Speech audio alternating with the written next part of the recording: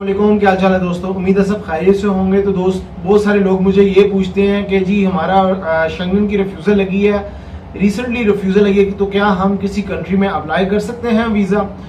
तो मैं जब उनसे पूछता हूँ कि जी अभी आपने रिफ्यूज़ल लगवाई है और नेक्स्ट कहाँ पे अप्लाई करना चाहते हो आप, तो वो शेंगन का ही कहते हैं। शेंगन का ही कोई दूसरी कंट्री का अप्लाई करना चाह रहे होते हैं। तो फ्रेंड्स, मैं एक चीज़ बताता चलूँ, जो शेंगन है, जब आपने वीज़ा अप्लाई करना उसी वक्त आपकी फिंगरप्रिंट्स होते हैं, तो आपका रिकॉर्ड पूरे शेंगन में चला जाता है।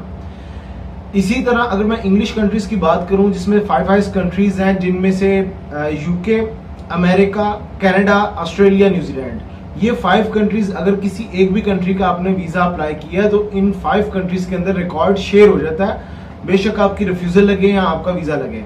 इसी तरह अब न्यूजीलैंड और ऑस्ट्रेलिया, वो ना ही एंट्री की स्टैंप लगाता, ना ही एग्जिट की स्टैंप लगाता आपके पासपोर्ट पे, और उसका ई वीज़ा वैसे भी, और ई वीज़ा आ गया, ना ही एंट्री की स्टैंप लगी, ना एग्जिट की स्टैंप लगी। आप वहाँ से ऑस्ट्रेलिया से, न्यूजीलैंड से हो भी आए तो पता कैसे चलेगा जी आप ऑस्ट्रेलिया या न्यूजीलैंड गए हुए थे। तो फ्रेंड्स, उनका रिकॉर्ड आपस में शेयर होता है। जब आपने यूके अप्लाई करना है, अमेरिका करना है या फिर कनाडा वीज़ा अप्लाई करना है, तो जैसी फिंगरप्रिंट होंगे फौरन पता चल जाएगा आपका कि आपका आपने ऑलरेडी ऑस्ट्रेलिया का वीज़ा लिया हुआ, ऑस्ट्रेलिया से होके आए हुए हो, न्यूजीलैंड का वीज़ा लिया हुआ है।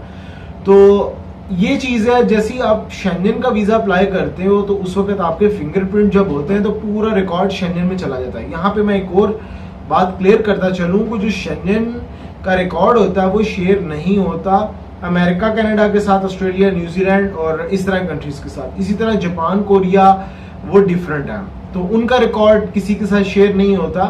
तो अब ऐसे भाई जो कि ऑलरेडी रिफ्यूज़ हैं, मैं उनको हमेशा कहता हूं कि आप थोड़ा टाइम लेके अप्लाई किया करें।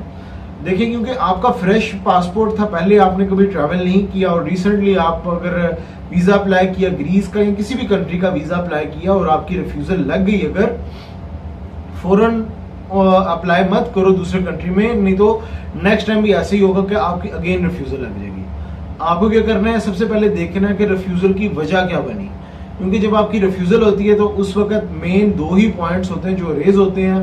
अगर किसी भाई के कोई और लगे हों तो उसको ठीक करें, अगर नहीं तो फिर 2 पॉइंट कौन से, एक तो ये है कि जी जस्टिफिकेशन ऑफ पर्पस, और सेकंड ये चीज़ कि जी हमें यकीन नहीं आप हमारा कंट्री, हमारी टेरिटरी छोड़ोगे आफ्टर फिनिश योर टूर।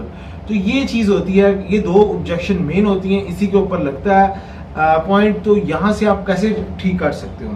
देखिए, मैं अक्सर बात करता हूँ कि जो फ्रेश पासपोर्ट है, अगर उस पर अप्लाई करोगे तो वो चांस होता है। बहुत सारे लोग कहते हैं कि जी नहीं, फ्रेश पासपोर्ट पे भी वीज़े लग जाते हैं। मैंने कभी ये नहीं बोला कि भाई बिल्कुल नहीं लगते। 100 में से 5%, 10-20% लोगों के वीज़े लगते भी हैं, लेकिन ये नहीं है कि भाई सबके वीज़े लग रहे हैं।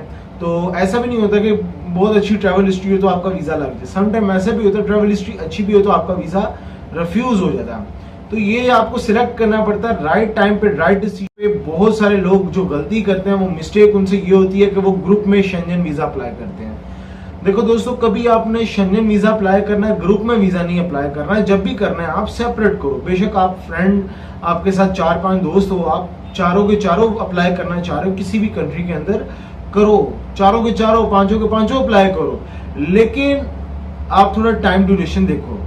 कभी भी एक फाइल के अंदर 5-4 बंदे अप्लाई नहीं करो। सिंगल फाइल बनाओ, हर किसी की अलग-अलग से सबमिट करवाओ।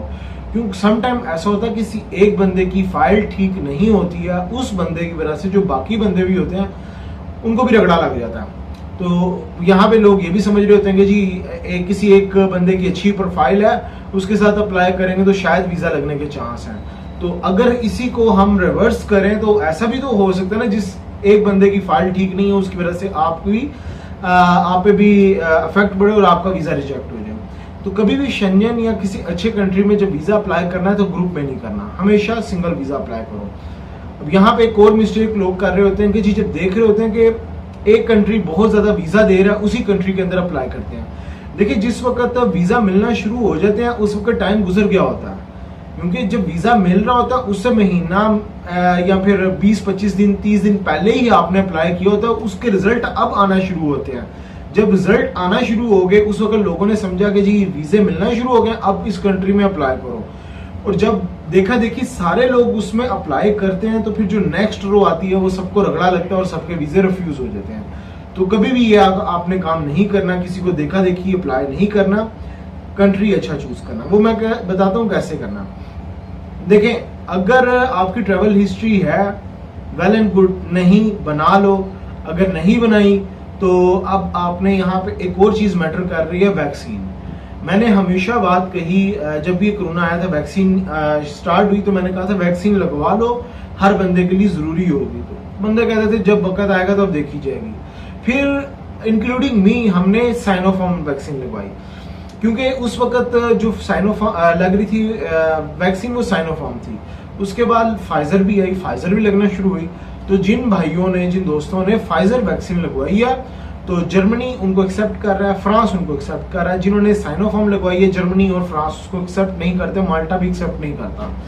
अभी जो कंट्रीज शेंजन के ओपन है, उनमें माल्टा, स्पेन, फ्रांस, इटली, जर्मनी, उसके बाद ग्रीस, ये डेनमार्क, ऑस्ट्रिया, नॉर्वे, आइसलैंड, ये शेंजन कंट्री, 10-12 कंट्री शेंजन के ऑलरेडी रिज्यूम है, आप वीजा अप्लाई कर सकते हो।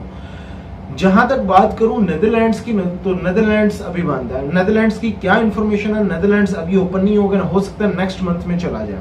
एक्सेप्शनल केस हो रहे हैं, शायद की बात है कि नेक्स्ट मंथ में वो ओपन करें। इसी तरह जापान और कोरिया, वो भी नेक्स्ट मंथ के ऊपर पेंडिंग पे हैं। अब अभी की सिचुएशन में साइनोफार्म लगी हुई है, तो आप कहाँ पे अप्लाई करें? स्विट्जरलैंड भी ओपन है बाय द वे, तो स्विट्जरलैंड में ओपन कर सकते हो, स्विट्जरलैंड में सबमिट करवा सकते हो, स्पेन में सबमिट करवा सकते हो अपने डॉक्यूमेंट्स, जो जिनकी वीजा रेशो ठीक है। बाकी करवाने को तो आप ग्रीस में भी करवा सकते हो, लेकिन अभी ग्रीस की वीजा रेशो खराब होगी, ग्रीस वीजा नहीं दे रहा। मैंने बहुत सारे केसेस देखे, मेरे पास भाई आए, उन्होंने बताया कि यार हमारा तो अमेरिका का भी वीजा लगा हुआ था, हमारा तो तुर्की और शेंजन वीजा नेदरलैंड्स का पहले लगा हुआ था, इंडियन पासपोर्ट हमारी रिफ्यूजल लगी हुई है। और मैं जब पूछता हूँ कहाँ की, तो ग्रीस की रिफ्यूजल लगवा ली हमने। तो ये चीज है, तो देखा देखी कभी भी मत अप्लाई करें ग्रीस में। आपने अप्लाई करना है तो मैंने ऑलरेडी आप कंट्रीज बता दी हैं, उन कंट्रीज में अप्लाई करें। और अगर रिफ्यूजल लग गई तो फिर वीजा कब अप्लाई करना है? दोस्तों, अगर रिफ्यूजल लग गई तो कम से कम 3 महीने तक वीजा मत अप्लाई करें। अगर उसी 3 महीने के ड्यूरेशन के अंदर आपके पास चांस है कि आप ट्रैवल हिस्ट्री बना लो, अगर ट्रैवल हिस्ट्री नहीं थी। लेकिन ट्रैवल हिस्ट्री मैंने हमेशा फोकस किया यूक्रेन की तरफ, रशिया, बेलारूस की तरफ। काफी लोगों ने, जिन्होंने सीरियस लिया, वीजे अप्लाई किए, उनके वीजे मिले भी। और जिन्होंने इसको निगलेक्ट किया और कहते हैं जी बस हमने शेंजन बस अप्लाई करना, डायरेक्ट करवा दें, कर लें, तो मेजोरिटी 90%, 95% लोगों की रिफ्यूजल लगी। आप किसी के पास भी चले जाओ, कोई भी बंदा हो, वो यही कहेगा जी वीजा आपका अप्लाई करवा देते हैं, वीजा लगवा देते हैं। देखिए, वीजा ऑफिसर के हाथ में होता है आपको वीजा देना है या नहीं देना। ऐसा नहीं होता कि जी आपको 100% वीजे मिल रहे हैं। अपनी प्रोफाइल स्ट्रॉन्ग करो, अच्छे कंट्रीज ट्रैवल करो, अच्छे कंट्रीज ट्रैवल करने के बाद अगर अप्लाई करोगे तो आपके वीजा लगने के चांस हैं। तो दोस्तों, नेक्स्ट वीडियो में मिलेंगे नए टॉपिक पे। ख्याल रखिए अपना, टेक केयर।